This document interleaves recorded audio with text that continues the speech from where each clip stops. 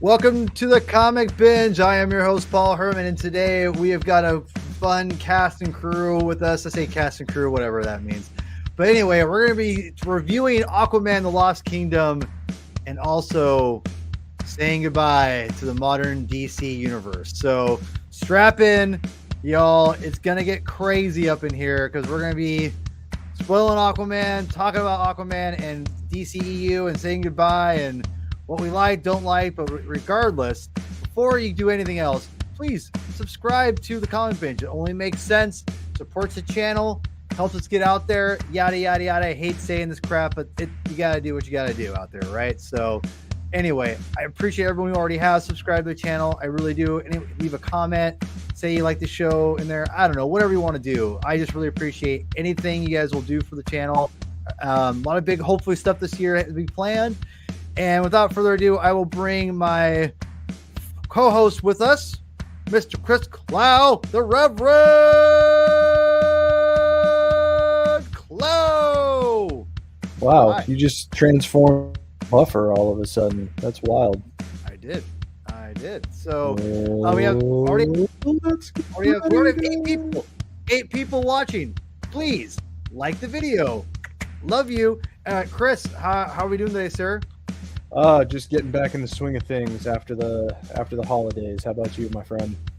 I am well. I am playing video games, playing my bass again. It's 2020. Are you twipping? I haven't twipped yet. We're gonna twip. What are you playing? We're gonna twip, I promise. What are you playing? What am I playing? Well, Miles Morales. Yeah, you're twipping. You're twipping. God damn it. All right. 16 people. What the hell is this? Everyone, please subscribe to the channel and like the video. Where the hell is this coming? This is great. I love this. Yes. So we're going to get to Aquaman here in a second. Yes. Thank you, Eric. Appreciate you, sir. And Andrew, what's up, man? So yeah, we're going to go ahead and add in our first person, Mr. Regular Nico, Mr. Baby himself. Man, so happy to be here, dude. I had to come on this one. I just had to come on this one. One, because I love you guys, and two, it's a topic I've been itching to talk about. So yeah, let's have some fun. Yeah. Yes. Well, and you're on next week too, talking about Ultimate Spider-Man. Two in a row, my friend. Yes, which is good. Which we still have 52 Volume 4 with your dad and Pops and Papa Nick will. We'll get him. We'll get that figured out at some point. I'm gonna give Papa Nick some time. He needs some time to recoup. I get it. He does. He does. So, and last but not least, Justin Kowalski. What are you doing, sir? Hola. I'm here. I got my Superman cup. It's been too long. It has been too long. It has been too long. I just wanted to say I'm glad I got you on today, and my goal. One of the binge goals is to get Justin Kowalski on more this year. Just know that. Let's work on making that happen. And I want you to know, I haven't forgot about you doing the brouhaha era for JMD Mateus. And you mean the brouhaha? Whatever. I say brouhaha. It's better. I said brouhaha. Whatever. It's all good. It's all good. But I have not forgot about it. It's going to happen. I feel as we get closer to the James Gunn's universe, we might be more appropriate. I'll leave it at that. We'll see. We'll see. We'll talk. Obviously, it won't be the last time you're on. So, everyone who's already watching the video already, please subscribe, like, all that stuff. Appreciate everyone. So, without further ado, my dog barfs. We are it's the end of an era, you could say, right? We are at the end of a current massive connective continuity reboot. You know, the era has ended, and this might be is this the first time a connected universe is being rebooted? Because Marvel hasn't done it, Star Wars hasn't really done it. If you don't, count the books and all that stuff, you know what I'm saying.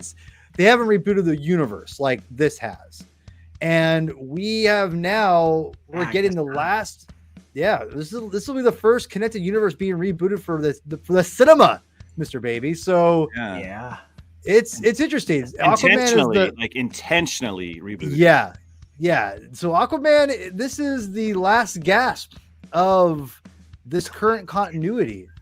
I don't mean it in a negative way either. We'll get into this. So we're going to talk about the Aquaman movie, obviously, and then we're going to talk about kind of saying goodbye to the DCEU. I call it that. I like calling it that.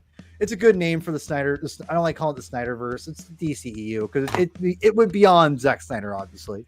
But regardless, I think it's worth talking about because I think there's lots of great stuff within this that we could talk about. There's lots of negatives we could talk about, and I say negatives by, a lot of fan interactions and, and we could go on and on about that, but that's a whole different podcast. But I don't want to do that. I want to focus on, maybe I'm not saying to just be all rainbows and unicorns, but I want to focus on some positives because I think there's a lot of good stuff here in this connected universe. But before I go too far, let's talk about this Aquaman movie that just came out. So, welcome to Comics at the Movies, and I'm gonna give the Reverend his due. Get on that pulpit, yes. Reverend. Tell us what you think about this Aquaman film of cinema. So here's the thing about Aquaman and the Lost Kingdom. All right, I am fully fine with acknowledging the pretty definitive fact, at least in my mind, that the first movie is far superior. However, we had a reading of Aquaman: Death of a Prince a couple weeks ago. It was the last episode that I was on of the binge. It was a pretty influential story that came out in the 1970s, written by guys like Paul Levitz and David Michelini, and art by Jim Aparo, which is beautiful. And I'd only ever read just a few issues of that story, but there's a tone to that book that felt very familiar in that movie. And I think being a part of that reading really put me in the perfect mindset for absorbing everything that the movie was going for. It was going for something that had a little bit more of an irreverent flavor to it. And, but, interwoven through that irreverence was also really nicely choreographed action that I had a lot of fun watching. The final fight in particular, the clash of tridents between Black Manta and Aquaman was something that I got kind of a thrill out of. But I remember while I was reading Death of a Prince, there was a panel that I shared on my Twitter account where Black Manta was being saucy. He was being Aquaman said something along the lines of "Great Neptune," and then Manta's just sitting there like really relaxed on this throne being, "No, Aquaman, it's just me, though I do appreciate the compliment. And now, amenities aside, what can I do for you?" And then like in the first, I don't know, was it 20 minutes of the movie, Aquaman sees Mira or Black Manta sees Mira with Aquaman, and he says, "Aquaman, first you stole his throne, then you stole his woman. Shame on you." I was like, this is right out of Death of a Prince. This is incredible. It really was. It really was. Yeah, it was. So I had fun with it. I mean, I don't know if I had not done that reading, I don't know if I would have been quite as on board with it. Peter Vera was also a part of that reading, and I know that he enjoyed the movie too. But also too, just in terms of like, I didn't expect this to serve as any kind of substantive or grandiose finale to the DC extended universe. Yeah. This was an abrupt cancellation. This was for the Star Trek fans out there. This was Turnabout Intruder for the DCEU, which was the last produced episode of Star Trek, the original series. They didn't produce it as a finale. It was just an episode. It was kind of a weird and not great episode. And then the show was just over. And Aquaman and the Lost Kingdom is better than Turnabout Intruder. So I had fun with it. And I know a lot of people bashed it. I think it's a matter of expectations. And I agree with that. And what you take with you. Right. And that dynamic between those two guys, I thought it was fun. Now, now that the full depiction of Arthur Curry in the DCEU is in the rearview mirror, is this everything that I wanted from Aquaman, especially as someone who has generally loved the character for a very long time, since at least 1997 when I bought JLA #1 off the rack at a gas station? Probably not. It's cool. But, you feel the performer's influence throughout all of it, and I think it's going to stand as a really unique occurrence in certainly the cinematic legacy of Aquaman, but also in just comic book cinema. This is a moment in time that is now over, And who knows where we'll see Arthur Curry next. Hopefully they'll call him Oren whenever he shows up again. But I had fun with it, and I think that's what I was supposed to feel about it. Yeah. Before Mr. Baby, I'm going to give it to you because for those who don't know, Justin hasn't seen the movie, but I want to get Justin's thoughts here in a second too. So don't get me wrong. I don't want to throw you out of the bus here, Justin. But let everyone who's seen it, who did the work. Yeah, exactly. Come on now. It's my show, goddammit. No. Hello, Mr. Christopher. Good to have you on, sir. I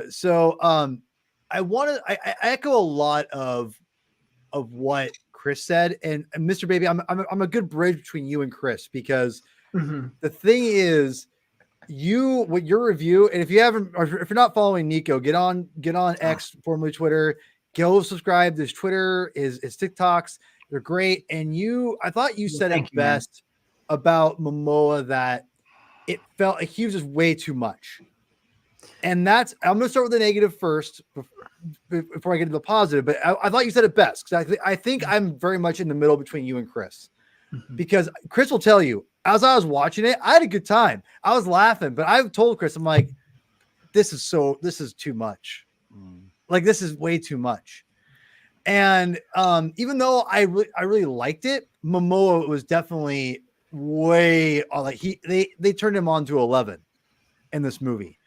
And one of the things I thought was interesting about the first movie was that his character was like that, but it was always kind of held back. And I don't know if that was purposeful or if that was just because of the direction by James. Was able to he knew he had to have some kind of to promote to feel the character, he had to put himself into it a little bit more, maybe. Look at that saucy bastard. Yeah, that's sauce. That's full on sauce. I don't know if that was meant to be a thing just to kind of keep more invested. Because he definitely, if you watch the Snyder Cut anyway, and then you watch, or even just Justice League, you watch Justice League, it's like he gets more Momoaized. Justice League. What? It is such a wiener thing to say. It is though, dude. Listen. I'm not. We're starting off on a great foot, everyone. Listen. Here's what you came for. I know you all came for this. I know you're anti Zack Snyder. That's fine. I'm not anti Zack Snyder. I just think that title is kind of like, come on. I love it. I think it's perfect because it is because if I watch that movie now, especially after watching the beautiful Snyder Cut, which I love, it's just like it's so just Joss Whedon. It's just like woof. But I digress. The thing is, 15% Joss Whedon. It's still a lot of Joss Whedon.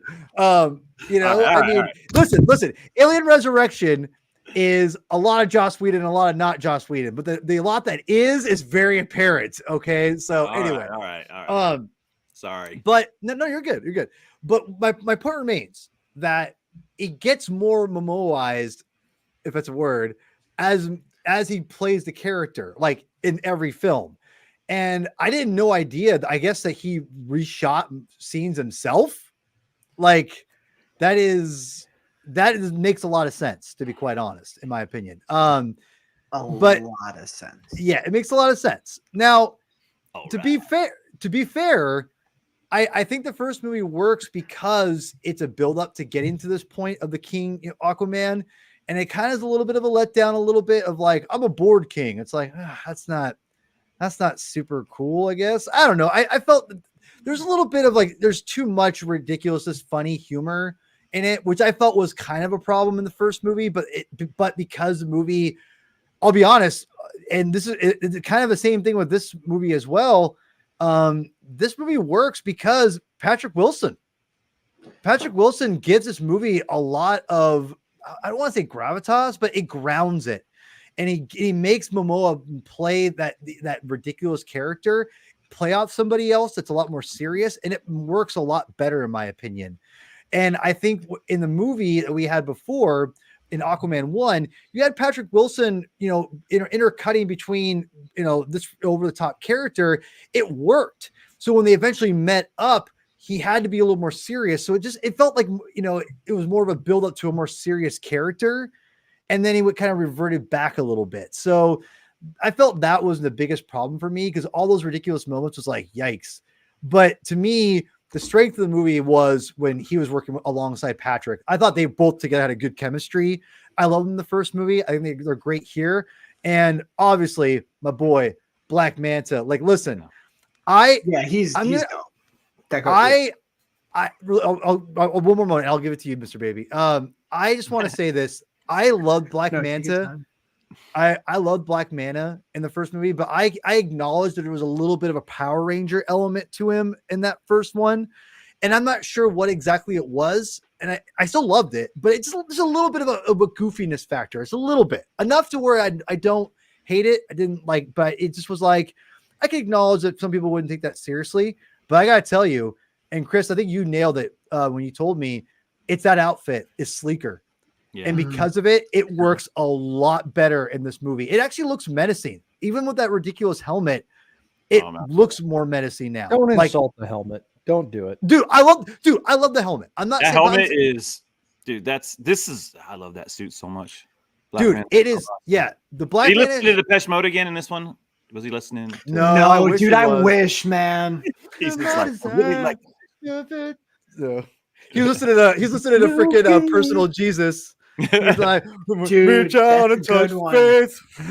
Oh gosh, that'd been hilarious. He's just Black Celebration. Yeah. That would have went good with this, dude. Nico. Dude, Black Celebration would have worked. Oh, love it. See, man, I could have made a better movie. You could have.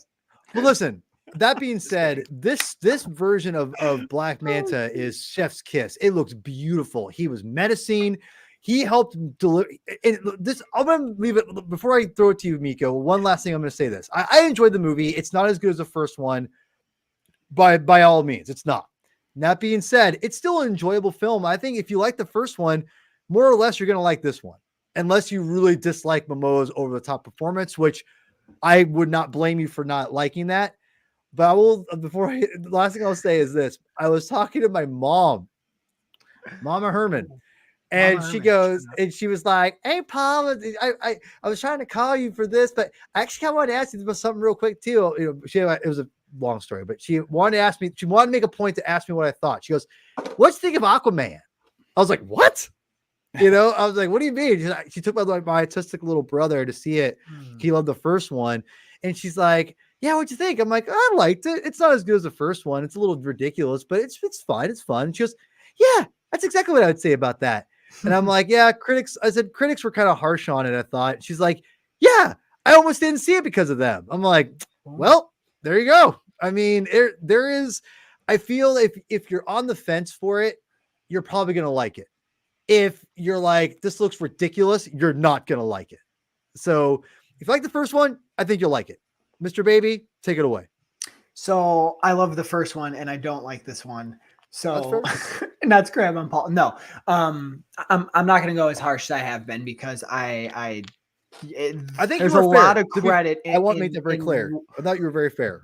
Well, that's very kind of you to say. And what each of you are saying, I agree with a lot of that.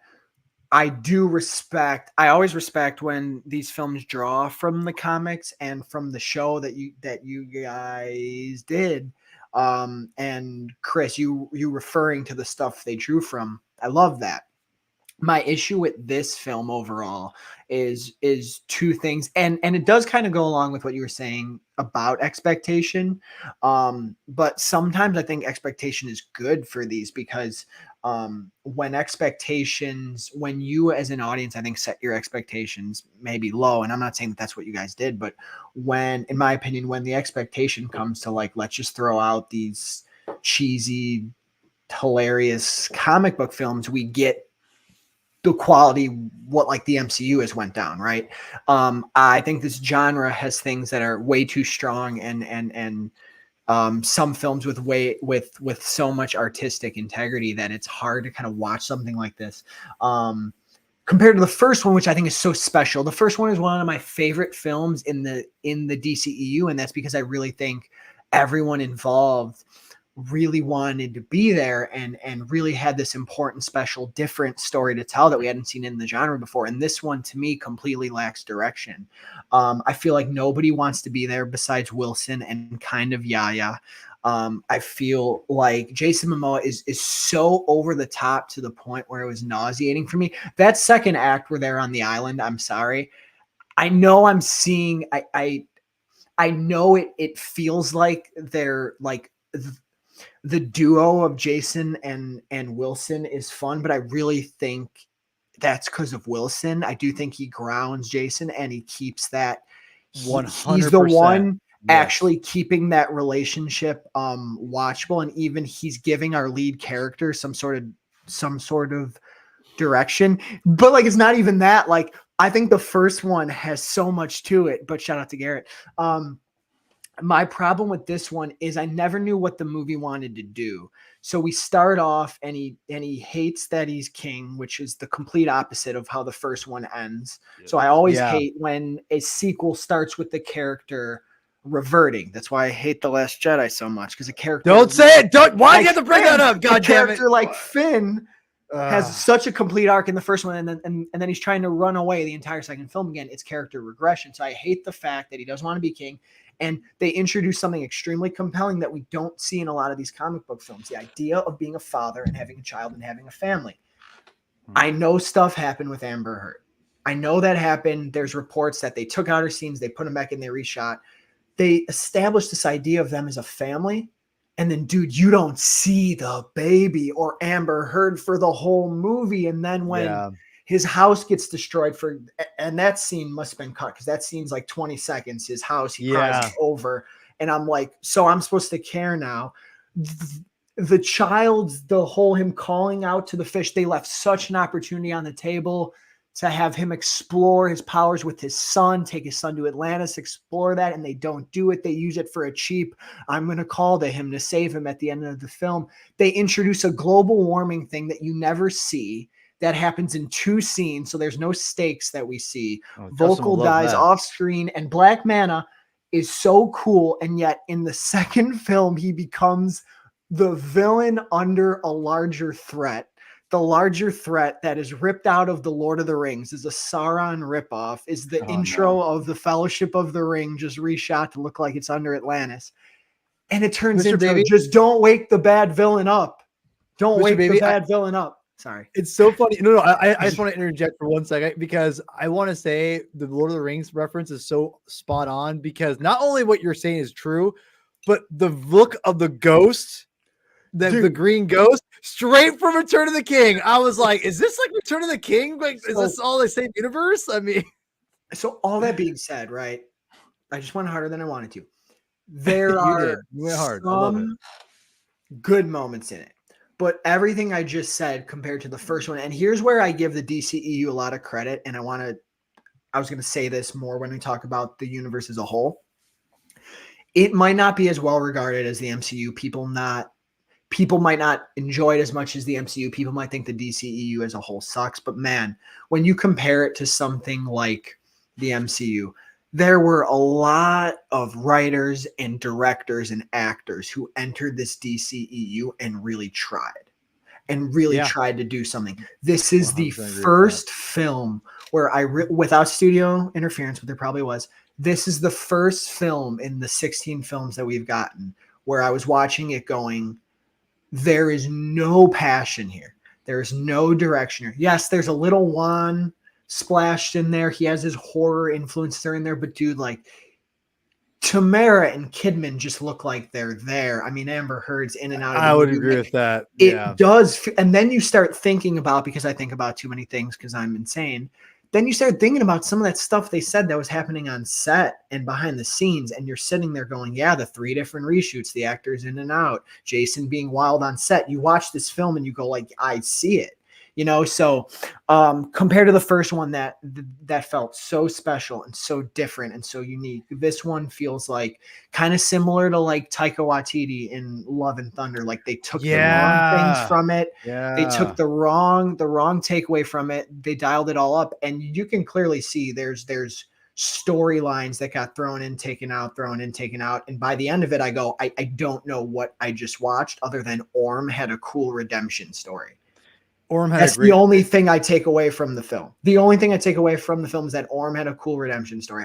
I can tell you nothing that actually happened or that I took away from it or that I care about. And I hate to follow up each of your reviews of the film with that, but that's just genuinely how I felt. And I'm someone who's been a DCEU defender. I have enjoyed start to finish almost every DCEU film except for this one. And I went into it very excited. Very excited. Justin, I'll let you have your little say, and then I'll let Chris respond, and then we'll move on to the DCEU as a whole. Yeah, I don't have a whole ton. I've never been a fan of Jason Momoa as Aquaman. It just never was the right fit for me. My whole take on Aquaman was never this guy. The best, and I'm not trying to say something to be snarky or anything, but like I feel like the only time I felt like Jason Momoa like intrigued me as Aquaman was when we got that first promo photo of him that said "Unite the Seven," which I still don't know what the heck that meant. But you know what I'm saying? Like it was kind of like, oh, who's this take of Aquaman? He looks kind of like mysterious, right? He's the king of the sea. He's a barbarian. Well, he and then you kind of see him in BVS and like he's already under the water, and then the next time you meet him, it's like he's never done that. So it's always been this like kind of a disjointed mess. They didn't know what they wanted to do. They only cast Momoa because it was like, we got to cast someone who's badass because Aquaman's a joke. Like that whole casting, it felt very like, instead of casting the right person, I look at freaking, what the heck is it? Patrick Wilson. I'm like, that's Aquaman. Why isn't he Aquaman? Right? Like, I just don't think like, oh yeah, all right, all that stuff. Like the WWF version just doesn't fit for me, man. And again, I haven't seen part 2. I want to, like, and this is probably a real good segue into like the whole DCU, EU, whatever you want to call it, like as a whole. Man, I used to be like, what's the earliest screening I can go? I'm gonna be a midnight warrior, you know, and I'm glad those days are over. Yeah. Like Flash was the last DC movie I saw in the theaters, and it wasn't even on opening like day. It was like 4 days into it, right? Blue Beetle I missed. I was out of the country, whatever. But I was like, I'll just wait. And like with Aquaman, I was like, we'll try to see it. You know, my kid, he was like, oh, I'm gonna go play Nerf. So I'm like, all right, well, we just won't go see it today. You know, like that's where my interest is, because I just felt like kind of like what you guys said, and I think that's been with a lot of the comic book movies that's come out in the last year. Just it doesn't feel like there's a passion or a story to tell. You know, it feels like we have to make one. I'm like, man, y'all should have made an Aquaman sequel 2 years ago. Like, I mean, I know the pandemic and stuff was going on. Like, I don't mean it in that sense, but like, y'all should have struck when it was a little hotter. Because now we're like, do I want to watch another Aquaman movie? And this doesn't. It wasn't.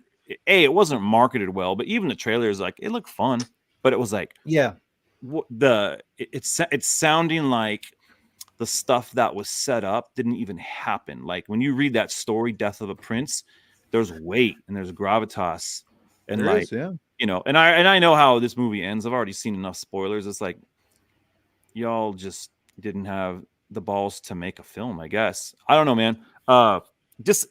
I'm sad for this era, because I think, like, looking at this picture, man, he looks like Aquaman. Great suit, like great suit. It has to be more than a suit. You know, the suit looks good, but it has to be the character of Aquaman. And I never felt like Jason Momoa was Aquaman. I just never felt like it was him, man. When I go back to the Peter David run, like you're talking about, Chris, in the Grant Morrison stuff, I never felt like Momoa was that guy, man. I think he wanted to be a motorcycle like Aquaman more than the King of the Seven Seas Aquaman. Yeah. And it's hard. Like, and we probably won't see him on film for another 10 years. You know, I don't know about that. Well, I don't know. Like, why not? Like, why? We'll see. We got Tom Holland Spider-Man. Pretty. I know. It's different though. Like, we're different worlds. You're right. I understand. Here's what I'm gonna say. A couple things I'll respond to, and then Chris, I'll let you have final say, and then we'll officially move on. I just want to say that. Sorry, that's no. You're good. I think the thing about Momoa and Aquaman is, well, I think it's impressive because like you said, this movie was not marketed well. I think DC knew they had a not a well performing film. They knew it was going to generate probably as much, especially how the Flash turned out. And to be honest, I'm surprised it's going to make as much as it is. I'm like, actually, they actually might do it. It's not going to do as clearly near as the first one, but it's not going to be a complete bomb either. It's going to do okay, which I think for them is going to be a win because they didn't have they didn't have an event. They didn't spend much money in marketing. Like they went the bare essentials, and they're going to make their money back at least a little bit on this movie, even though it's kind of, I don't know if I'd say it damaged the brand. I don't think it did, but it didn't do it any favors either. The brand was damaged in 2016, dude. well, but it wasn't because Aquaman made $1 billion. Well, I mean, and so that's the thing. Like that's where it's very interesting. Is I do feel that I was a little surprised in a good way that it's performed as well as it has. For me, I think that with Aquaman and with everything we're getting, it's a fair thing to say like Jason Momoa is over the top, like all that music, like it's too on the nose. Like the whole Born to Be Wild thing was just like, oh, come on, man. Like it's just like really. I didn't know that. That just makes me groan. Yeah, that stuff is bad, but there's stuff in it that's really great too. So I mean, all the stuff you love in Aquaman 1 is there, and you like it, and it's still an enjoyable film. It's just not a great film. And I'll end on this. And I'll give it to you, Chris. I think, and it's evident, like, yes, oversaturation has hurt a lot of superhero films, whatever. But the thing is about superhero films is, and I can attest to this, and anyone knows me knows that I still see movies pretty much as quickly as I can, but they definitely have lost their specialness because of how many we get.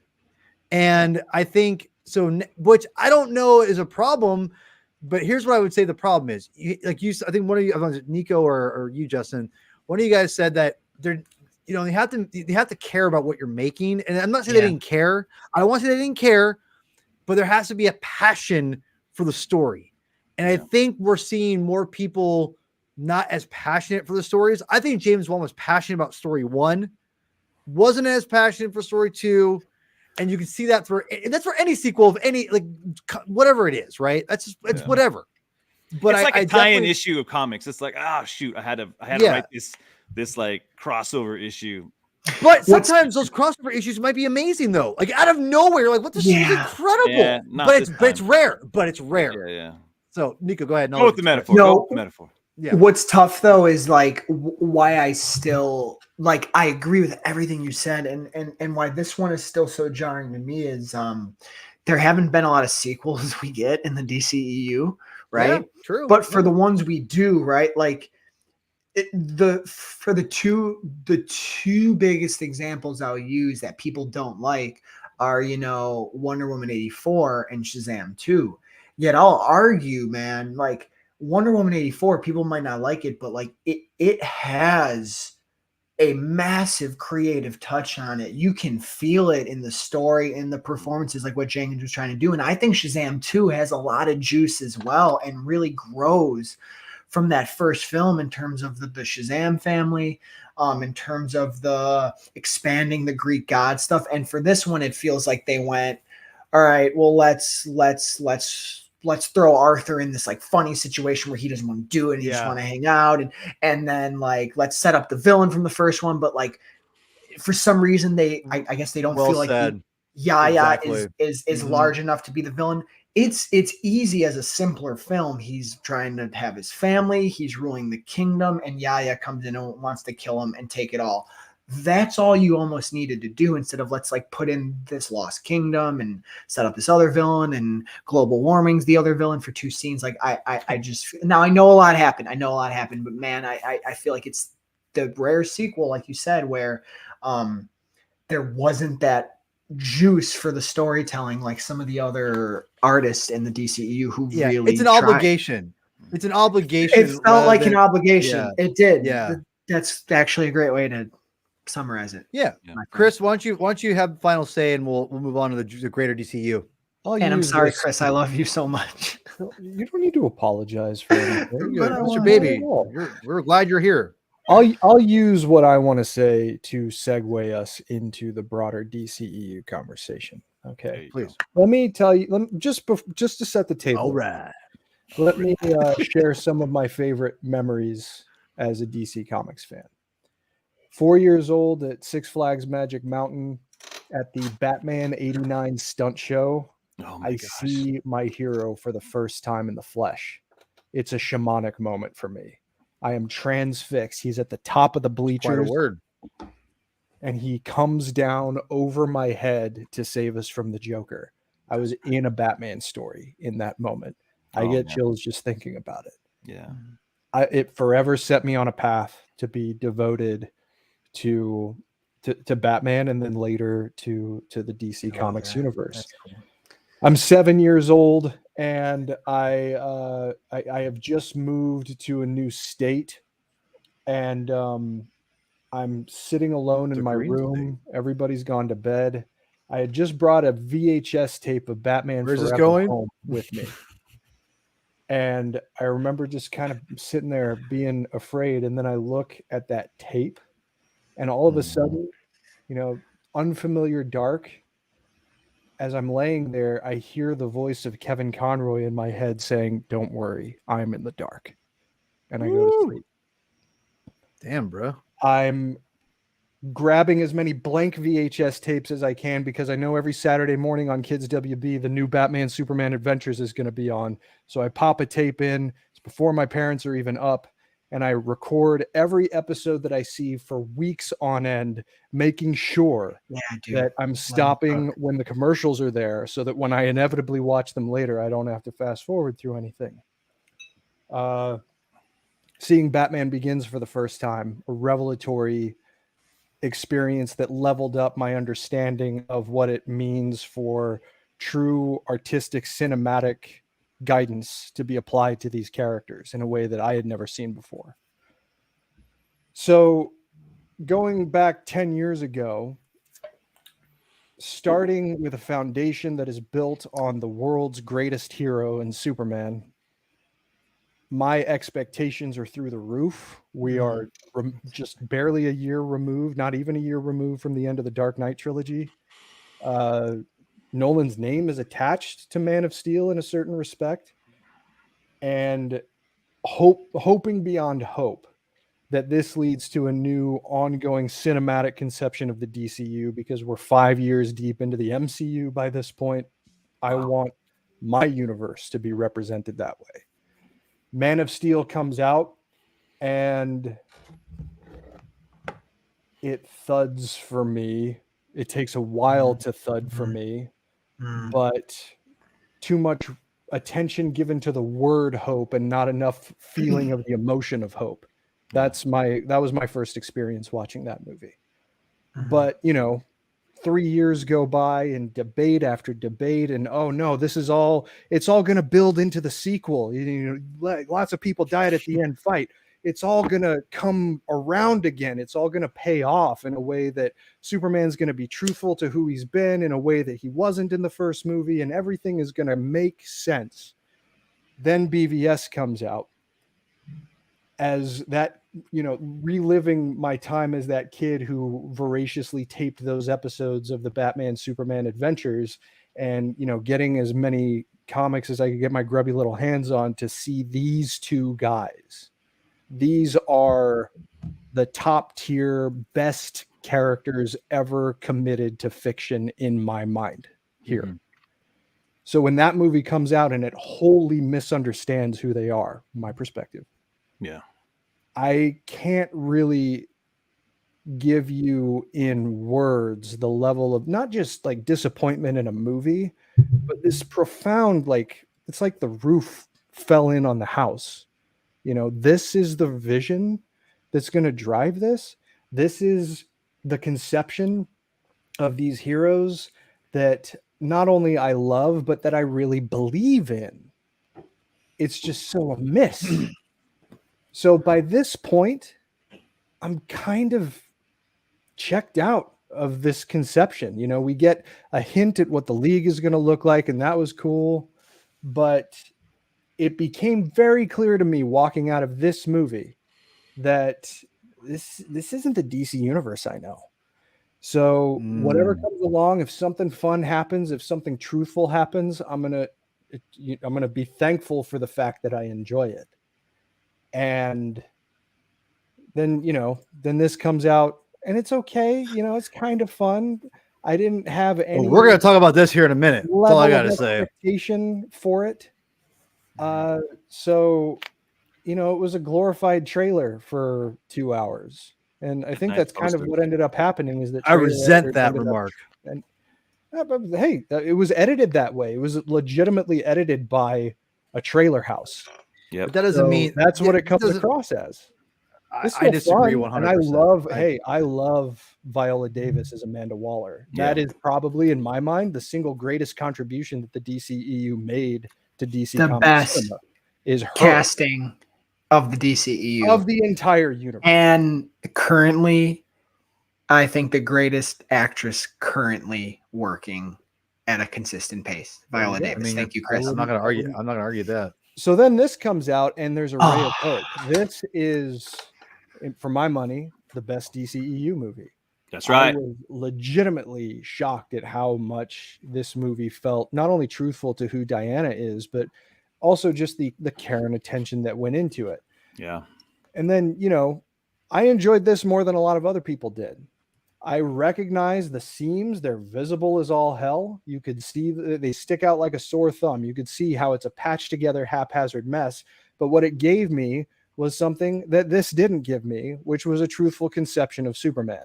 Yeah. And arguably, you know, in some cases, a slightly more recognizable vision of Batman, though Batman got the shorter end of the stick in this movie. And then, you know, this one, it's great. It's fun. It is wholly informed by the performer, and that's okay. But, you know, I'm not going to dispute what Justin said. Does this feel like a Peter David Aquaman, or even a Jeff Johns Aquaman, or a Grant Morrison Aquaman, or even a Paul Levitt's Aquaman? No, it doesn't.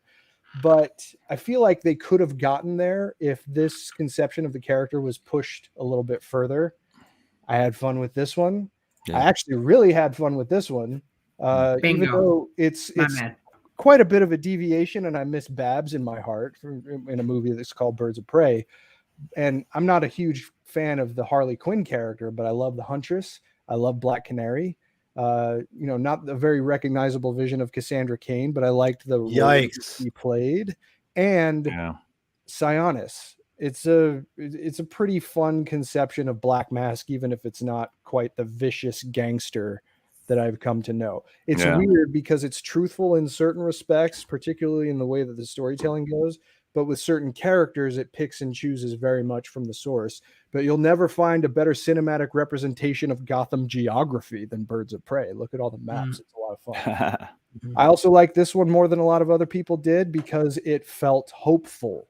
It felt like it was trying to say something about, it's kind of similar to what Johns is saying right now in Geiger. You know, the world can be a crappy dude. That doesn't mean you have to be a crappy person. Geiger rules, by the way. And more hope here.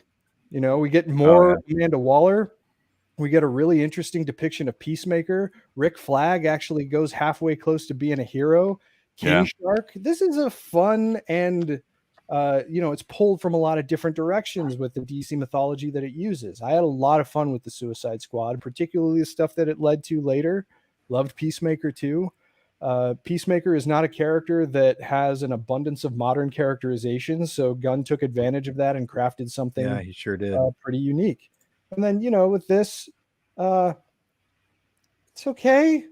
By this point, again, I hope you're starting to see that as things go, if it's like my expectation is down, well, you can't see right now, but my expectation is down here for most of the movies. And then when something good comes along, I'm like, oh, that was cool. Maybe it'll lead to something better later. Best thing about Black Adam is I got to buy a Justice Society t-shirt at a place that wasn't a comic book shirt store, or, you know, whatever you might say. Zack Snyder's best DC Comics film, hands down. He should have had control of it from beginning to end, if I'm being honest. And as someone who has been and remains critical of his work on those first two movies in particular, he did bring it home in a way that I found satisfying, but it was also too little too late. And it also wasn't canon. This is not a canon entry in the DCEU. The 2017 film is. So everything that came after this, when you hear the events of Justice League reference, it's referencing the 2017 movie. This is effectively an Elseworlds. But it's cool Elseworlds, and it's a well-crafted movie, and it brings the characterizations home in a way that I found personally satisfying. This was fun. It was okay. It was not the first movie, and my wife kept complaining that Zachary Levi looks like he takes Ozempic now, and I can't focus on anything else. But I liked the movie. I thought it was fun, and it was just kind of nice, but it was not remarkable. You know, it wasn't remarkable in a way that the Suicide Squad was. Certainly Wonder Woman. I also like this more than other people did. But again, you know, we're getting into the senioritis phase of the DCEU. I'm reasonably okay with saying goodbye to this conception of the characters because we know by this point that it's going out the door. My perspective going into The Flash was to hope for the best. And considering all the crap that went on from behind the scenes on this movie, I'm shocked that it turned out as good as it did. You know, the internet seems to have tried to canonize this movie as legitimately terrible, and I just don't see that. But, you know, I respect people's perspectives. But this one was a DC comic come to life. This was the one that made me feel like, wow, this is like a post-Infinite Crisis movie. It makes reference to the entire legacy of the Blue Beetle in a way that I wasn't expecting. Yeah. And the brand of comic book action just felt extraordinarily truthful to the DC universe that I know. I can't recommend Blue Beetle enough. And then this one, you know, again, senioritis. I am glad that I enjoyed what I did from it. But by this point, with everything that's happened, with everything that I've been through on the roller coaster of seeing my favorite shared narrative universe adapted with such a lopsided pedigree, I came out of the theater smiling, and I call that a win. Even if I recognize it doesn't come anywhere near the best examples of this movie or comic book cinema in general. So this was a wild ride with a very poorly built foundation, and it's time to let it go. All right. Well, I'm with you. Mr. Baby. That fired me up, man. Shout out to Mr. Cloud, dude. I've done a lot of shows, man. There's no one as well spoken as you. I'm sorry I spoke for so long. That was good. You're good.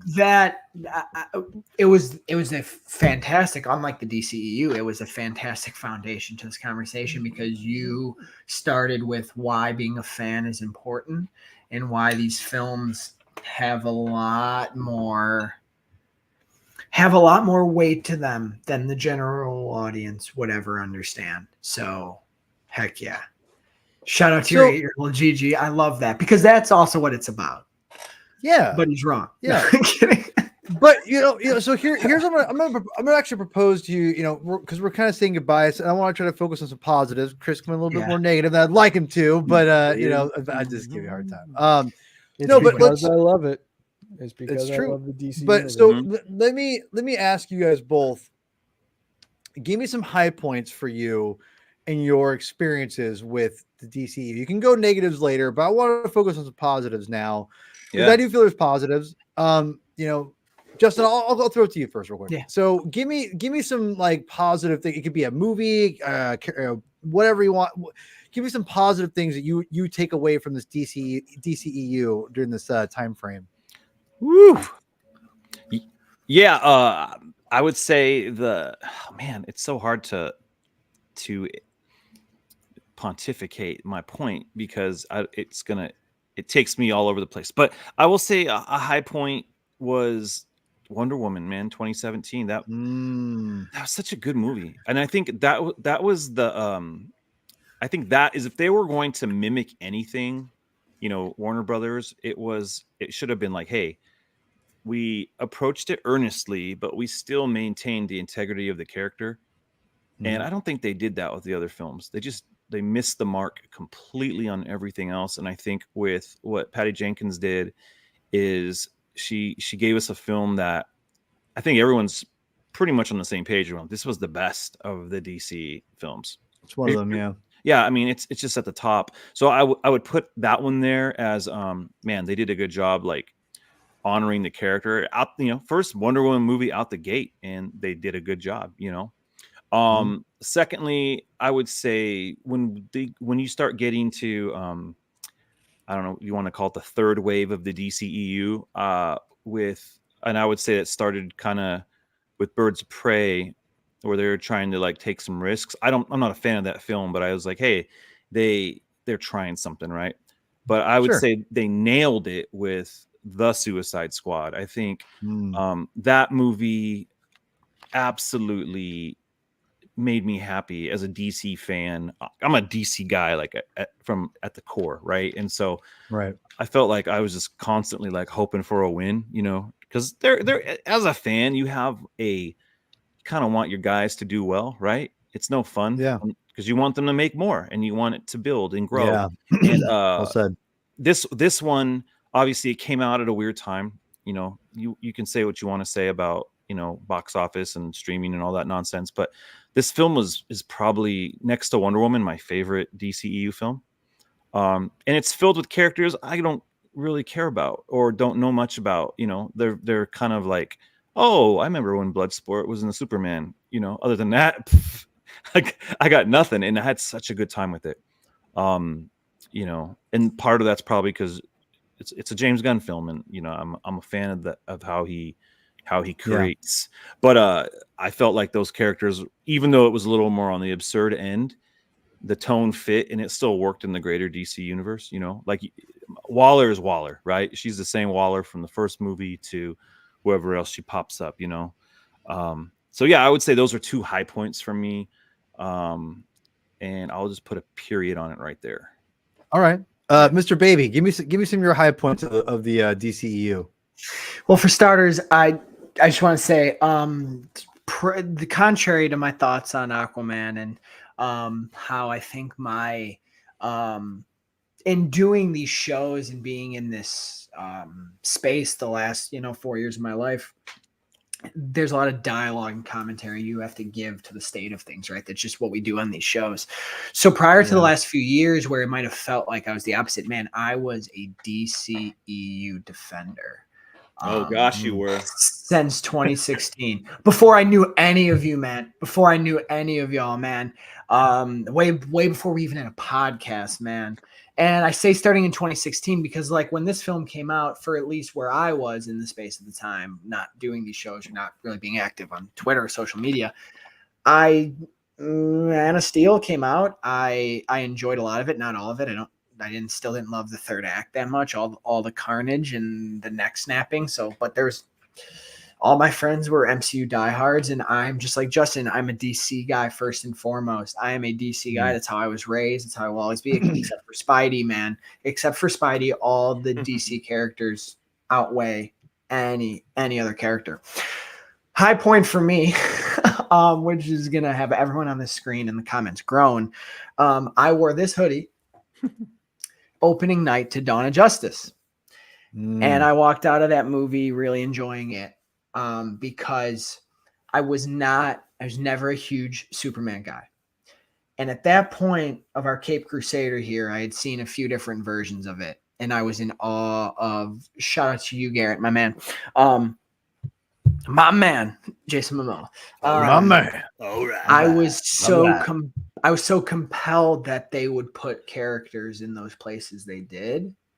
And just getting into my pretentious cinematic mind at the time too, I thought it was a really real story on what would happen today if these two characters existed. 100%. This is what would happen. 1,000,000% in the current I think world that's we fair. live in. 100%. Honestly, I think that's a fair. Floored at that. I was moved by that. I was floored by that idea of how cynical our world is to put these characters in. I think the choices that they each ultimately have are so real, and they transcended whatever you read in comic books. I know it's not the points now we're saying here, but for me, that was a highlight. This into Wonder Woman, holy heck, as a DC fan, I was eating. I was like, I enjoyed this. Nobody else did. And then Wonder Woman came out and everyone loved it. I'm like, we're on the precipice of something. So this into Wonder Woman, which I still consider tied for the best film in the DCEU. I was floored. Another high point for me was Aquaman, the first one, Aquaman, because I saw that with my family, and we were all iffy on it.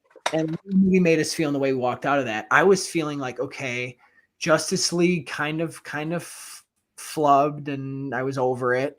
But Wonder Woman was so good. Aquaman was so good. I'm like, man, they just got to retool some things. Let's get Cavill back. Let's do his second film. Let's get the Justice League on screen again in a year or two. And then they did everything.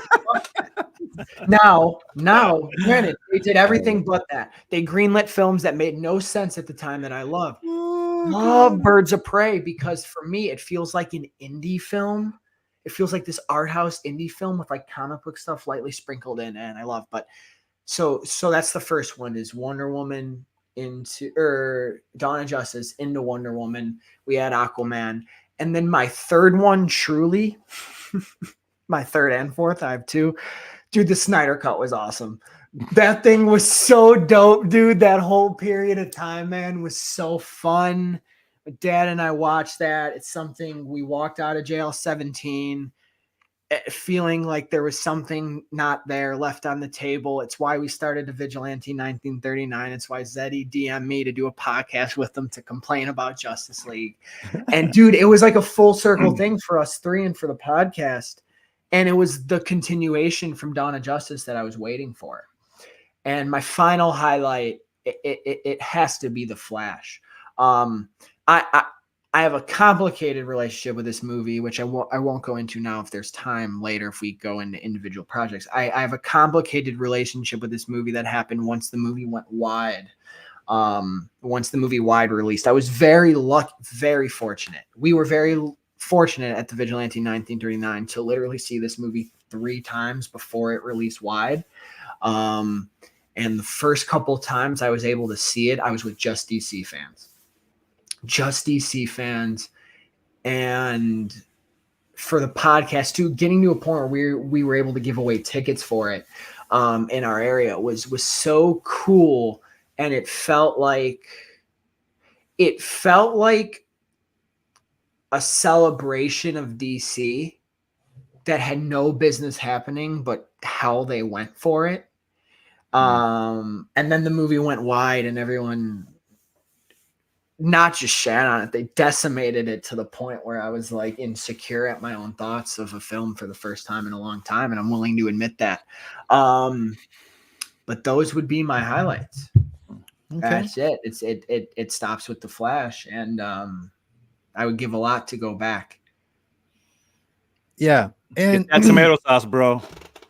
I don't want to get. I love that through line. Yeah. Listen, I want to first of all give a prop out to my boy Rob, who maybe just he hands down summed up like everything right there. Right. Rob, I love you, man. I'm gonna be hitting you up soon. I'm gonna get you on next month. So, how'd they not do a BVS like Jolly Rancher like promo like? Oh right? God. Orange. You could have had some orange Jolly Ranchers for Lex Luthor. So right? I mean, listen, I'll go through, since Chris did it. I'm gonna go through a couple things here because my brother has probably my older brother. He's a lot more critical than I am of this stuff. He's a lot more jaded, and he always said like you like everything. I'm like, I was like, well, of course I'm gonna push back on that, but not true. But well, right, Chris, you could argue that it helped argue that with me. But the thing about me is, when I explained my what I think what he's trying to say, he was like, "No, I think you're actually right about that." Because what I said was, it's not that I like everything. I just give everything the benefit of the doubt a lot, and it's like as long as it's not complete dog crap, it's not offensive to me, I'll enjoy it. So it has to be like either offensive to me or just complete dog shit for me to like just, and I say offensive meaning like they go away from the source material, should I? Or they are just so it's just so bad whatever. See, I don't have as ties. I'll get into that. But the thing is, I would say, I liked a lot of this DCEU stuff more than I'd say most people. I remember going into Man of Steel. Chris, you remember my reaction to Man of Steel? I was like, I didn't know if I loved it or liked it. It was weird, or liked it or hated it. I did not know. But I went and saw it 3 times that weekend.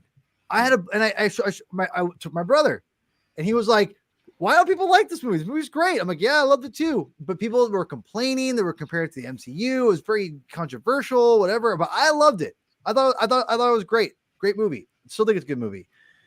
I like BVS more than most people, but I totally understand why people don't like it. I still liked it. I liked it. It was a different direction. I remember, went and saw it in the theater, walked out and went, yeah, I like that. Well, I'm not sure what happened there. Sorry, y'all. But I liked it. And, and as the movies went on, I liked this movie more than most people too. I will say this. I had a lot of fun in this, and I think it's because the concept was a lot of fun. Like, I love the concept.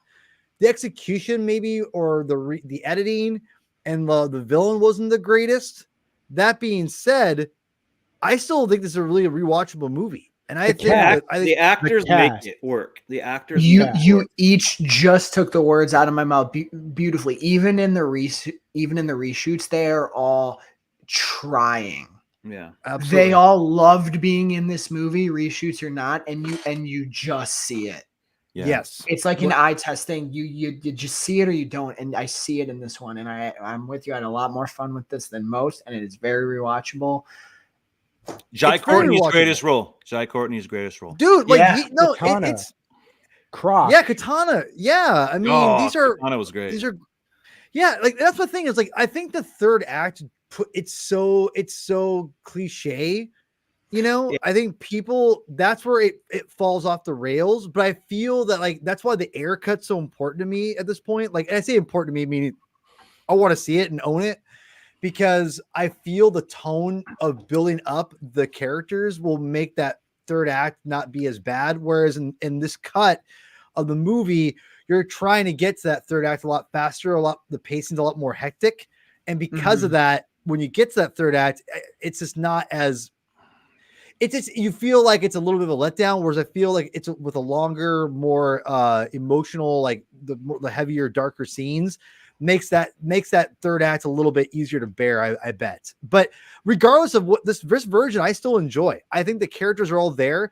I don't think it's the greatest story, but the concept and the characters are so good. I don't care. I like this movie a lot. I love this movie. I think it's good. So, I wanted to say, if you want any last comments about this movie. The Batman stuff actually gave me hope that they would get him right. Yeah. Yeah. I think it's fair. That's Batman stuff. My last comment on this is I can't believe it did as well as it did financially. Dude, word. And on top of that, right, it did as well as it did financially. And I don't want to go on this because I know there's people out there who, and maybe it's different now. I know there were people who like turned into, and it's no disrespect to anyone, it turned into like, you wanted something different, you were down for the stuff, and then you also fell in this other camp where you were with everything Warner Brothers did and supported every choice they did and were supporting these corporate overlords, whatever. I can't believe it did as well as it did, and they took nothing from it.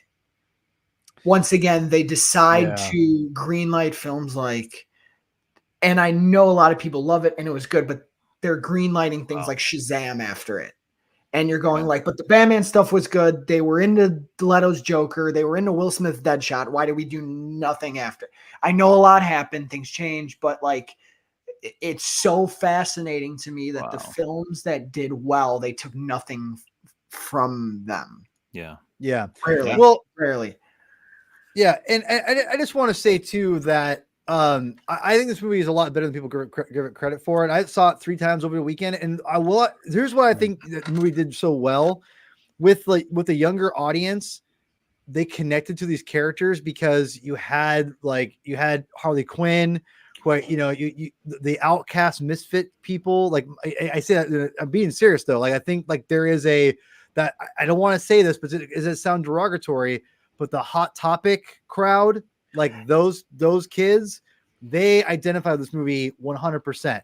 Like at the time, they won't admit it now probably, but at the time with the Joker and all that and Harley Quinn, it was ripe. It was ripe for the picking. And like you brought up a great point, they took the wrong things from this. They should have put Deadshot, Harley Quinn in the movie, right away. So, really quick, Wonder Woman. I like this movie. I think I agree. It's probably the better of the films. I don't like it as much as other people, but I still like it. If that makes any sense. I don't love it. It's good. I think there's just some scenes that seem so forced to me where I'm like, it pulls me out. But it's been a while since I've seen it. But I still like it a lot. Had ice cream, man. I digress. Dude, the No Man's Land scene is No Man's Land is amazing. No Man's Land, one of the most inspiring things in a comic book, book genre. That's one of the best. Never watched it in 4K. I haven't. I haven't yet. That's why. I own it. I like this movie a lot, or a decent amount when it came out, because I think the seeds of the Snyder Cut were there, and I really liked those. The Whedon stuff, not my favorite. Not my favorite. That poster though, right there. Oh, it's fantastic. I have this poster. Yeah, great. The one with better with Superman. Superman. When Superman's in it, it's such a great. I was like, oh man, what a great. It was just a great marketing piece, and I think that poster was what I wanted the movie to be, and just never got there. Not both versions, to be honest. It's just I just love that image. I was like, man, the Avengers was a cultural event, and Justice League was a movie. Yeah. Man, there you go. I like Shazam a lot more than most. I thought Shazam is a really rewatchable movie. I'll never forget what's that? It's fun. I like it. Yeah. No. Yeah. And here's what I'm going to say about this movie that I'll never forget: being in the theater on a preview screening, like the weekend before it came out. It was packed. Yeah. And during the gargoyle scene, or like the demon scene, when they all come alive in the boardroom, and it's like full on, like, this is kind of intense. It was awesome. I love that scene. Two parents and their small child left. Yeah. I was like, wow. Like, it was pretty gnarly, bro. It was gnarly. It's gnarly. Yeah. Especially coming off the car accident thing with Savannah's dad and everything. Yeah. There's those two big. Those are like, oh shoot. Make a new movie with Mark Strong as Savannah versus Mark Strong as Sinestro. Yes. That would be fun. That would be fun. I'm there. So for the second one. This is a great rewatch, and I'll be honest. When they all became like they all shared the Shazam power together at the very end, I thought it was very honestly, legitimately that moment's incredible. Yes, yeah. This movie's way better. It'll age really well. I haven't seen Fear of the Gods yet. Thank you, Chris Clow. Oh, but you haven't seen the second one. Don't pin that on me. That's what's crazy is I enjoy this one less than a lot of people. I still enjoy it. I think the second one's better, and I know that's a hot take, but I think you'll like the second one. Fear of the Gods is fun, man. I mean, it's really got a lot of emotion too. It's just missing. I mean, Black Adam should have just been in the sequel, and that. Yeah. That's all. That's a whole other show. Yeah. But that's all. There's real good stuff in that movie. Rob, he just wants to burn. He just wants to watch the world burn, man. I swear. That's Rob is Freddie Freeman, incredible. Like he should have his whole movie himself. Like him and Adam Brody together, dude. That it would be the best that series. Kid's electric. So, yeah. I love. Oh God, I love you. We want Mr. Mind. Yeah. They set that up and then they threw it away. Oh, sorry, I won't spoil. No, you're good. I meant to go with this one too. I for one think Birds of Prey is a great movie. I love this movie. I saw it with my wife. So cool. It's good. There's moments that are bad. I think Cassandra Cain is awful, straight up awful in it. Like that was a bad choice. I love Ewan McGregor in the movie. I think he's great. He's great as Black Mask. I love it. You got Obi-Wan glasses on, bro. I don't know, man. Bro, You know what? You're right. Rosie Perez was I ain't gonna awful lie. too. This missed so bad on this. Dude, wait. I've never said this before on a show with y'all. Dude, instead of Rosie Perez, if they put J-Lo as Renee Montoya, the movie would have done significantly better. Maybe, bro. I wanted Michelle Rodriguez. Bro. That's also a great casting. You She's get not a a little box of that office, Fast but and she made Furious. She would have been better. Bro, She's in the Fast movies. Bro, and all J-Lo joking aside. Montoya. No. All joking aside, that was a missed opportunity. Yeah. Like, I'm being serious. That Yeah. makes a lot more sense because they're roughly similar age, you know. Like, Yeah. And I like the idea of an older character being in the movie, like as a hero, like as an older female character too. Because let's be real, a lot of older female characters they don't get as much to do in these action films, or at least for a while anyway. And there's always room for J-Lo. Word. And considering that, like, Ben Affleck's relationship with her, I think they were dating at the time. So I mean, or whatever. So I mean, like, opportunity he was like, "Get out of it! Don't do it, J-Lo." So I think it would have been nice for Gordon to show up. Yeah. Because Montoya works so much against the institutional problems in the GCPD. It would have been nice if maybe Gordon was on her side and maybe just kind of couldn't help, and that's why she turns to them. But it's a very minor. You can't judge something for what's not there.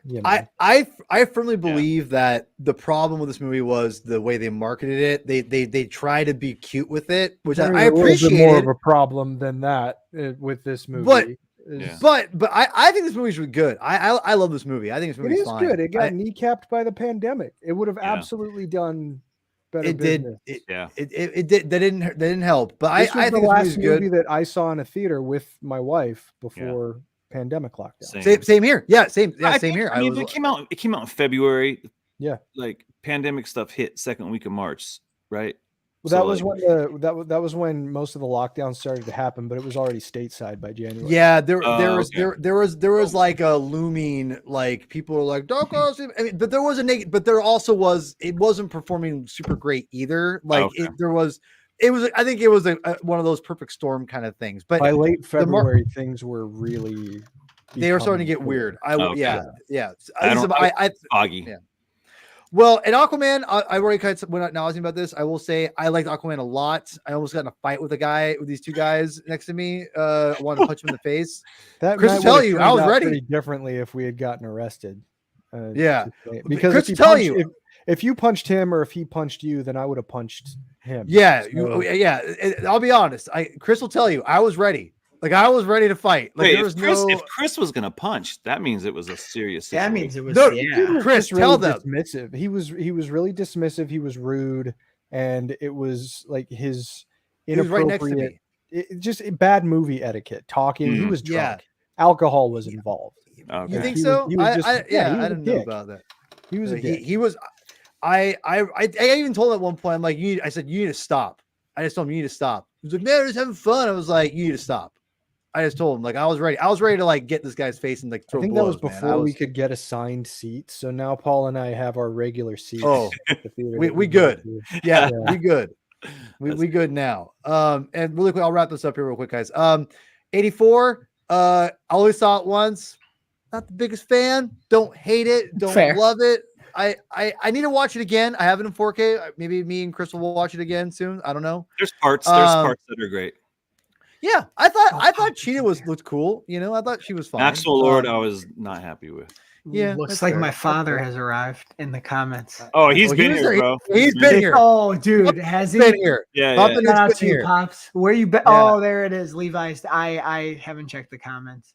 Well, Papa Nick, we're gonna get you on for 52 volume 4. So get your planning ready, sir. You're lucky he wasn't on here when we talked about Aquaman. Oh, yeah. He would have made what I sounded. He would have made what I sounded sound like a walk in the park. Daddy Bats did not like Aquaman 2. Heads up. Well, that is not surprising. Or the Marvels. The Marvels. Justin, I'm just really quickly. I'm just gonna throw this out here right now. Yeah. You like What If more than these jokers? These guys are all talking sh about What If. I'm watching What If. Like, is so fun, dude. What If is dude. This is no bullshit. I've never watched an episode of What If. Listen. Nico or Daredevil. Just stop. Or Daredevil. Wow. Listen. This is a DC See, like he didn't need to do that. What he just did, Justin, what he Justin, did. I'm gonna tell you right now. Okay, how are you? I haven't watched the whole season, but have you watched majority of What If? Yeah, I just haven't watched the first one because I was like, do I want to watch Nebula? Okay, I'm gonna tell you right. That's a fun episode.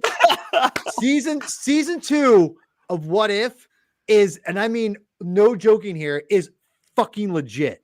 Like it's legit. See, I think it's better than last season. This is how handicapped the DCEU is, because we're just back to talking about the MCU. No, we're back to the offshoot, MCU. Not even the main MCU. Hypothetical stories. Because you got like 6 movies left to get through, and you're talking about we got 2. We got 2. No, listen. Okay, real quick. I only say it because Papa Nick's been talking some SH about What If, and I'm like, he hasn't seen it yet. I'm like, listen, y'all, let's do a What If show later. We are doing a What If show later. We'll talk about that later. But anyway, I just want to say this, Justin, everyone, What If season 2 is chef's kiss. I'll leave it there. Really good. Suicide Squad is probably one of my favorite DC like adaptations. Top 5, regardless of what era it is. It's my number 2, The Suicide Squad. It's incredible. This is an incredible fun movie. And it's a movie, but it takes all the things about the comic book medium that I love and incorporates it into a movie. And that's what I love about James Gunn as a filmmaker when he does these things. So that's why I'm confident with the Superman movie. I mean, look at even a character like what the heck is Polka Dot Man? Like, he fleshed him out a bit. Like he cared about him, like I don't know, man. Just he can. I ain't concerned about legacy. No, I'm with you. Suicide Squad is chef's kiss. Great movie. Yeah, no, it's great. All right. So listen, Black Adam. I like this movie. I like this movie. Look, I think that honestly, the worst part of this movie is the first 20 minutes. And that's what sucks about it, is that it's actually, once you get past the first 20 minutes, like if the Justice League shows up or Justice Society shows up, it's fun. It's fun after that. The final act is pretty dope. It's cool. Pretty dope with Dr. Fate and Hawkman with the helmet. Here's a problem though. When you have Dwayne The Rock Johnson's floating in being like this a bunch, it's just like, come on, get to the point. Yeah, crazy. This whole movie was so hyped up and nothing happened. So there was that. There was 3 years of this guy like talking like it was WrestleMania match, and nothing happened. Like it 10. Was 10 years, but like the whole hierarchy of power thing that he started spouting. Sure. So like it was like all right, and nothing happened. Like nothing happened, and there was a lot. This was kind of like, man, it was a like, again, is there a story to be told? Are you passionate about the story that's going to be told? And it felt kind of paint by numbers, like, oh, we're going to have our own Freddie Freeman in this film. They had the little boy. Like, it was like tit for tat. Like, we're going to do this, we're going to do that. It does. The disappointing thing is, and I remember talking to somebody right when this came out, because he was like, they're going to get rid of everything. And I was like, no way. Because I'm like, Pierce Brosnan as Dr. Fate was incredible, right? Like, I keep thinking of like all these really sweet castings that they have. And I'm like, they're going to get rid of all of this stuff. No way. And he's like, it's all gone. It's all gone. And I just kept thinking about, but Pierce Brosnan as Dr. Fate is so good. Like, I was willing to hold on to all of the stuff that didn't work and keep the stuff that does, because I enjoyed certain castings. I just felt they were so perfect. And this movie just, I don't know, man. It was such a disappointment. No lie. Well, he just missed so hard. Nico is with us on the 52 readings, and I mean, Black Adam is one of the most fascinating characters of that series, and I'm led to believe that those stories played no small part in The Rock's conception of who this guy is. The problem is that, as much as I love The Rock and have loved The Rock since the 90s, I've been watching The Rock since he first won the WWF title at Survivor Series 98. He does have a very outsized ego, as is necessary for a performer who operates at his level, but he saw this as an opportunity to try and become a vehicle to steer an entire franchise of comics-based cinema. And Black Adam as a character, you're cutting off a lot of potential that you could have with well-documented antagonists, particularly with Billy Batson, by going straight for Superman, a character that he's only tangentially related to. Yeah. And in the instances where Black Adam has fought Superman, he's given him a run for his money a couple times, but he doesn't really stand much of a chance against him in most fights that they've had that I've seen. Yeah. So it's just the performer, kind of like with Aquaman, informed things a little bit more. Now, was the characterization far off? Probably not, but the movie's intention was far off from what Black Adam's role typically is in the DCU, and we lost Rob some is good stories amazing as a result. That's the crazy thing about this movie, though. Like you, Justin and Chris, like you both talked about this. That's so true. I've been I think a victim of hype or reaction only twice in the DCEU, and it's this and the Flash. But why for this one is The Rock had so much hype and just electricity for the role in the film, and the way he tried to make this a thing was so inspiring, to the point where I was getting a case of Zoa. I got a case of Zoa, the energy drink with the logo. We took them to the screening. That's so funny. With us. We were cracking them before, we were cheersing because we're like, we're going to see this next big DC thing. And then, like Justin said, it's the most generic paint by numbers movie there is. And I think too, my hottest take on this film is as well, if that Cavill, the Mage, if the Cavill after credit scene was not in this film, a lot of people who liked it would have not liked it. I walked out of it being hyped for that scene, and I was a lot more generous in my review. I'm owning it because of that scene. Yeah. Because I'm like, oh, at least it's going to lead to something. And then 2 weeks later, James Gunn takes over and it's over. You know what I mean?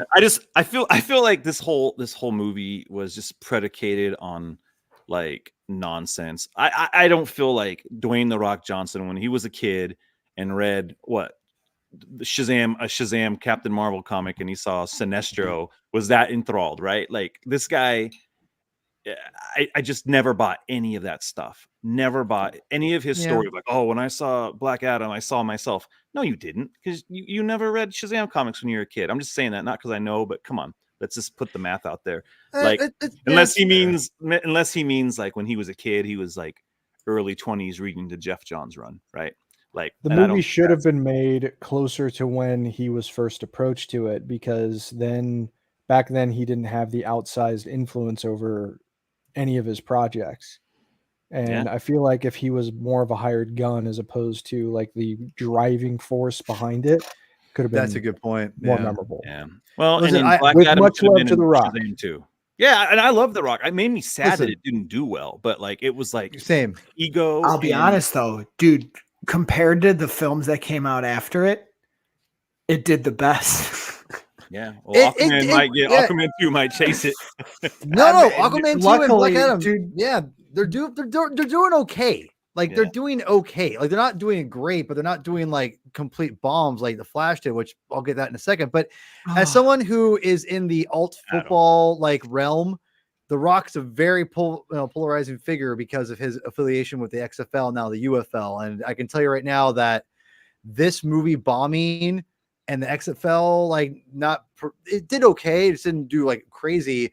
These were all big, humbling moments for The Rock and his crew. So just overall, so anyway, I think it's not bad. It's not great.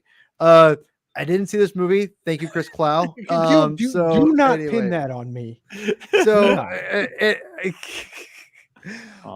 and really quick, I'll try to wrap this up. I'm sorry, guys. I think the Flash is we went ad nauseum about it with Justin and I think Nico. I don't know, you weren't there for the show. I wasn't able to make the one, but I wish I could have, man.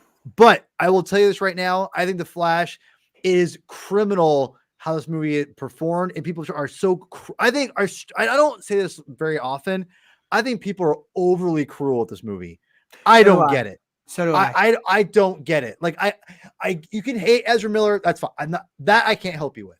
But if people are like the CGI, I'm like, y'all want to see some bad CGI? Every movie's got bad CGI. Hate to break it to you. And I thought they did a good job and tried to do some creative things with the whole like uncanny valley thing with the multiverse. And people were trying to dog shit on it, like, oh, this is bad. This is this. I'm like, y'all, it works for the aesthetic of what they're going for. The baby scenes, whatever. That'll give you probably the. But but I'm Paul, fine with it. They don't tell you that in the movie. That's the thing I'll push back on. The director said afterwards, "Oh, well, when he's in the Speed Force, things look like that." But I think it's obvious. I think it's obvious. No, man. I what's this week? Last week we were just finishing up the Guardians films. We were watching them again, and I'm like, that freaking Rocket looks like a real freaking creature. And then you watch Flash, and I'm like, it doesn't look real, and it looks bad. It looks cheap, and I think it's a turn off. But you know what? I would say I don't think it was obvious, and I don't think it was intentional. I think really? I think the director was like trying to like, yeah, this is why when he's running, it looks like this. I don't know. So either we can agree disagree on that. Here's what I'm gonna say, but I know you like the movie. Obviously saying they should tell you because it looks bad. If it doesn't look, I don't think it looks bad though. If the effect is supposed to be like, hey, why does it look so weird? They should because say, it's a different reality. I mean, if you needed a expository dialogue, that listen, y'all. Listen. Plastic. I don't want it. We're going down a rabbit hole. But Justin, here's what I'll say. Top tier DC movie. I know you like this movie though too. So I mean, I thought you liked this movie. I cannot stand Ezra Miller, and the fact that I had two of him. Oh, that's right. I forgot. I love Michael Keaton, and that's why I was there. I sat down to see Michael Keaton, rolled a tear, and let it go. Okay, fair. I think this movie's great. What? The CGI babies look as bad as Scorpion King. Is it weird that I'm not an audience person who's turned off by CGI? Yes, me too. I've never given a shit. It's never so interesting. All CGI looks because I know it's not real. You know what I mean? Yeah. Listen, but I feel we're incensed about. It's not Mad Max Fury Road. I'm sorry, nothing's gonna be that movie. The movie's incredible. Nothing will ever match that movie. Especially the black and white version is SH in using Paul's term in my direction because I was not totally incensed by the mustache removal. I knew it wasn't going to look great going into it, so it didn't bug me very much. Yeah, it wasn't that big a deal to me.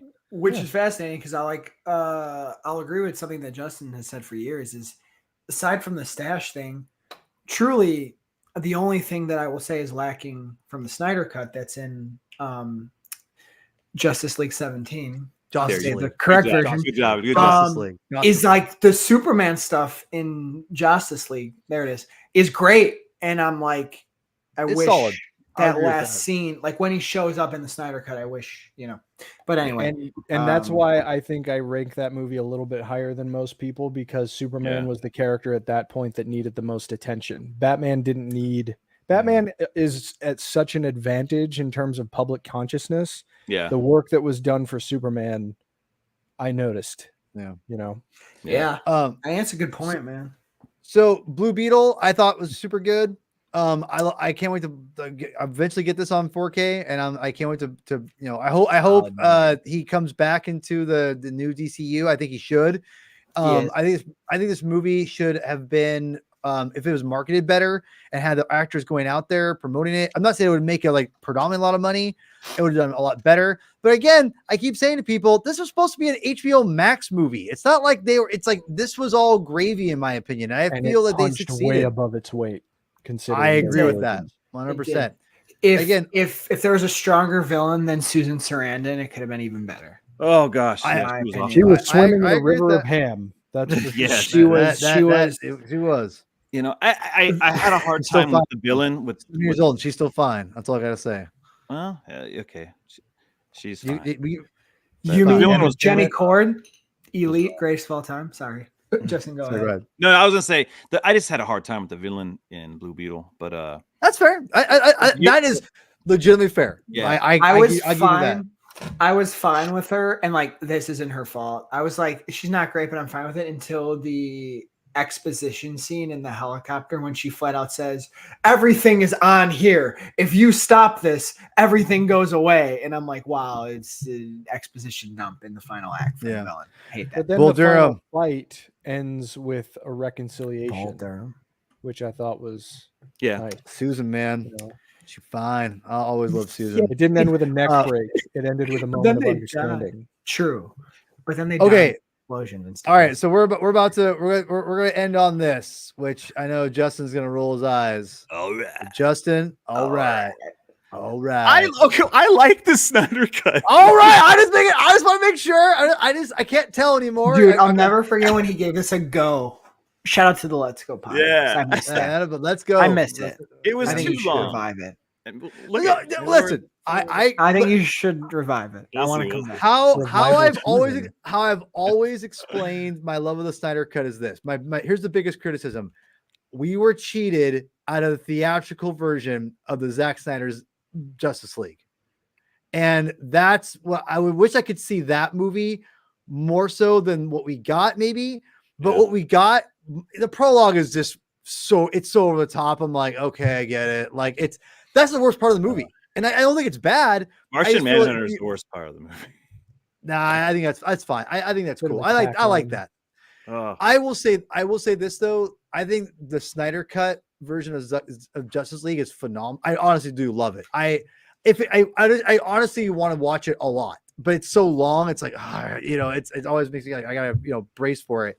Yeah. But it's one of those things where me and Chris watched it together, and Chris will tell you, I was like, I loved it. That was amazing. Like we plowed through those 4 hours, and I was like, that was incredible.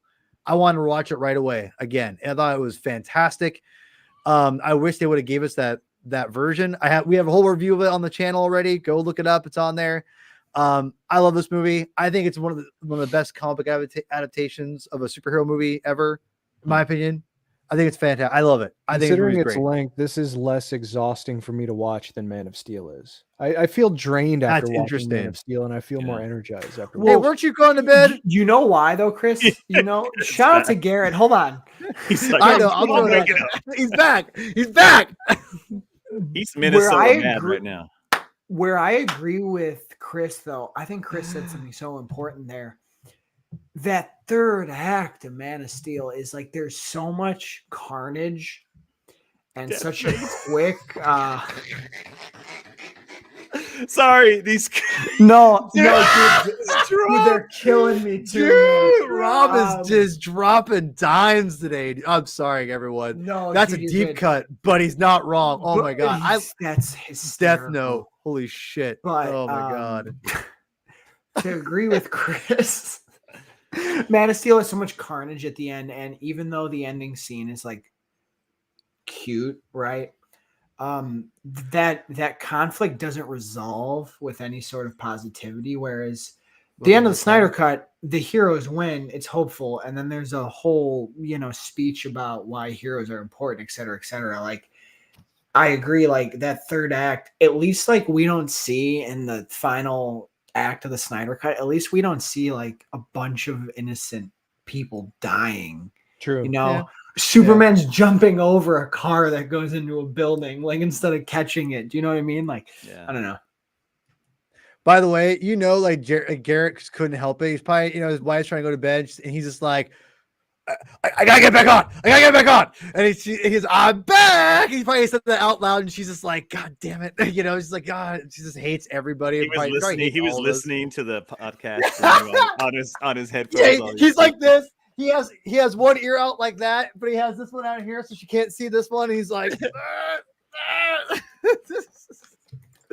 all right. Anyway, let's wrap this up. This is so much fun, Mr. Baby. I'm sorry we made you stay up way later than I wanted. Dude, I'm happy to be here.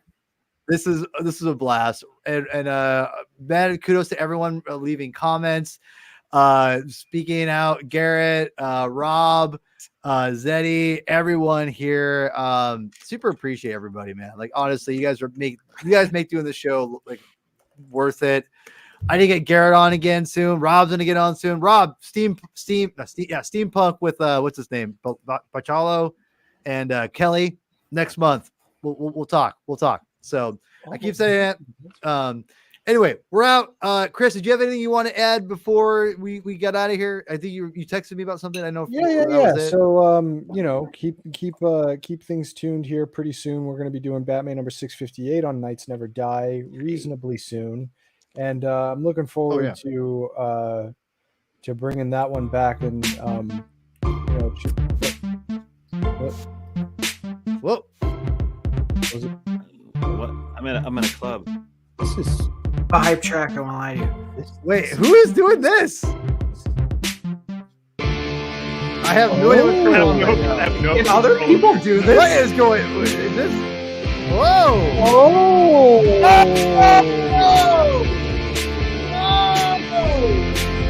I am very bit. Hulk. It was a bit.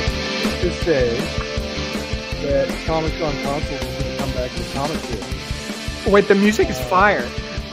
Oh, it's my friend Chris Kubiak who made that. I think it made its debut in issue number 8 or 9 of our podcast. So if you have not listened to Comics on Consoles, you absolutely should.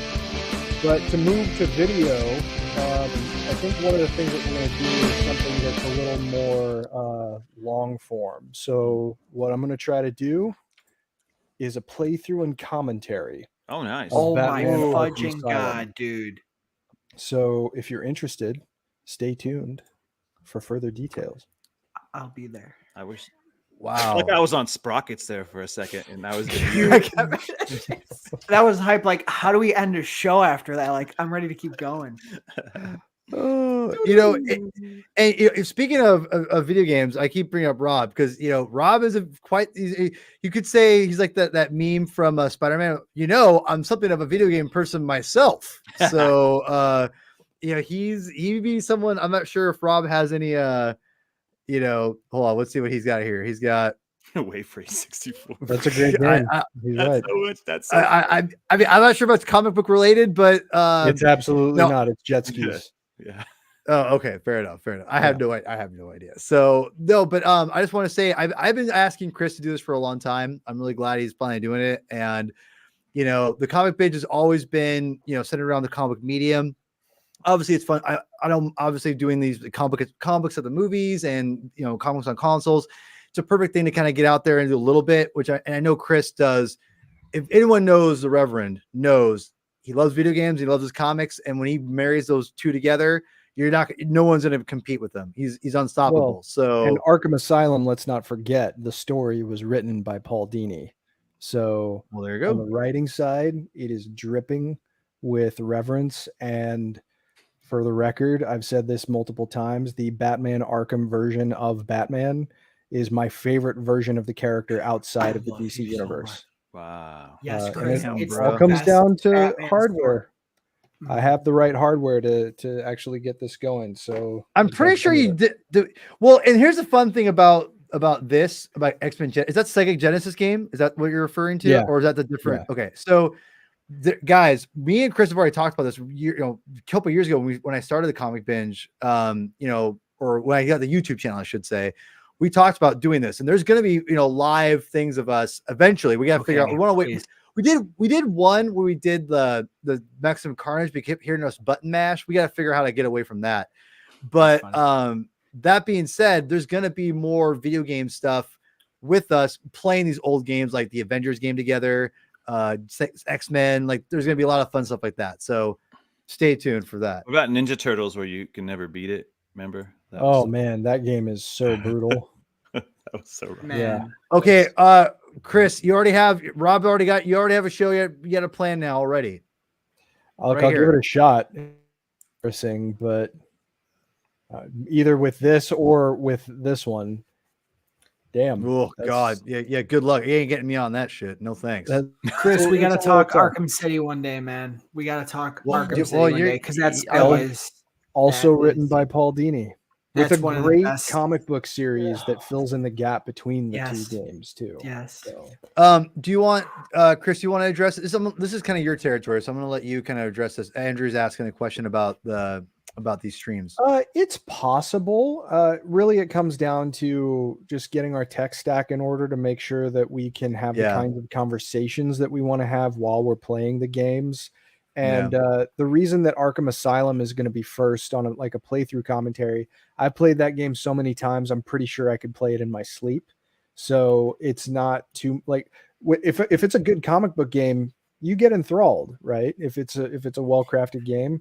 I've played Arkham Asylum so much that I feel like it would be easy to talk about. But Twitch is certainly on the table. It also comes down to what Paul has bandwidth for, because it's not just going to be me in some of these cases. So yeah, I mean, it's like I said, we're going to do a lot more video game related content with the comic books, and again, we're always going to try to go back to the comics. We talked a lot about stories of like today. Like Death of a Prince, we did a review for the Aquaman Lost Kingdom. Next week we're gonna be doing Ultimate Spider-Man, our favorite Ultimate Spider-Man stories, which I'm very excited to hear people about. I'm gonna be more of a spectator on this one because I've read very little Ultimate Spider-Man, to be quite honest, and I have reasons. I have reasons. I respect you though. I respect you too, as always. But the and good news is, I cherish you as well. That's why you're on the show. But the thing is, I'm very curious because I haven't read it. What people are saying about it, who love Spider-Man, what people I respect, like yourself, Mr. Baby. So I'm excited. This is a way fun episode. It's longer than usual, but this was like worth it. Justin, thank you for coming on, man. This is so happy to be on. Dude, this is great. Dude, tell people where they can follow you or they want to block you. Like you like to always say to people about you always try to tell block me, No, not you. People block you. Like I've always blocked me. I had no idea. I'm yeah. I've been there. But no, Justin's a great follow. Such a nice person too. I don't know. You are a great person. I love no, you. You was the person who blocked me. I was like, I didn't know what happened. All right. It's all good. Find me on X, Twitter, Justin M. Walsh. There you go. Follow me there. You're a good follow. I disagree with you a lot, but you're a good follow. He is a good follow. You're a great follow. And a good fellow. I love you. Yes, a good follow. And a good fellow. Yeah, good fellow and a good follow. Good fellow. All right, Mr. Baby, where can people find you? Spout. Yeah, you found me at Twitter here, and that's the show I do down there. I want to plug one thing if possible. I'm going to shamelessly plug because it came out today. I was chosen for a cool opportunity. Your guy here is now tried out some voice acting on an audio drama. Whoa. The world's finest radio show that just dropped today. Just go to my Twitter. I retweeted it.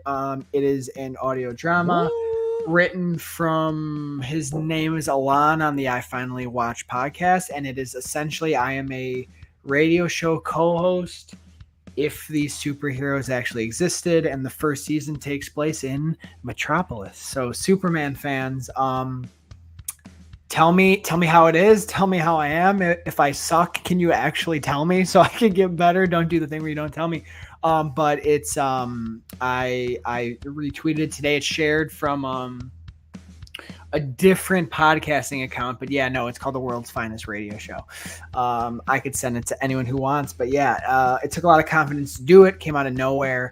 And as the episodes continue to come out, you'll hear some familiar voices cameo, one of which might be my father, wink, wink. So he took a stab at voice acting as well. So yeah, no, just go listen. The episodes are only going to be like 5 to 6 minutes long. They're pretty short. And just go enjoy, please. Right on. And Reverend, need I say more? No. All right. Well, promote yourself, goddammit. Jeez.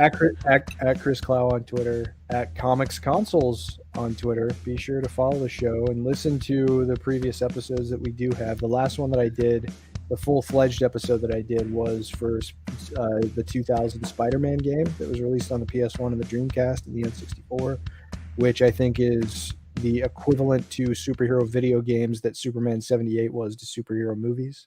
Wow. So be sure going down. What the hell's going on with that? Check that out. And yeah, stay tuned. Knights Never Die coming back too. Chris is driving this channel. Pretty much, I've had any growth. It's gonna be all because of Chris Cloud. So make sure everyone knows that.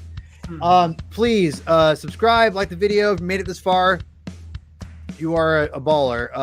And 2, appreciate anything you guys can do. Comment, like, subscribe. Twitter, it's on there. Herman22 with 2 N's, aka P Thug on X, formerly Twitter. Next week, Ultimate Spider-Man. Lots of fun shows coming up, and I will see you all soon. Chris, why don't you take us out, my friend? Read more.